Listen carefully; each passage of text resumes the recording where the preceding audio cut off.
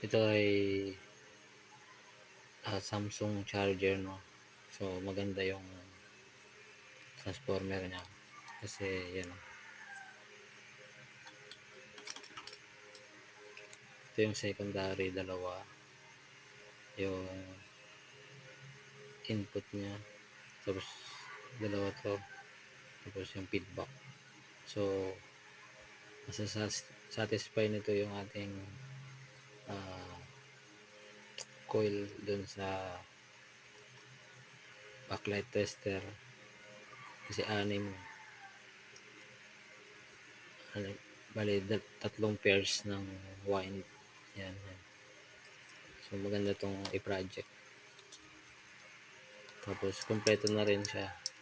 Meron na tayong ultra fast na diode, tapos filter capacitor, may fuse na rin tayo.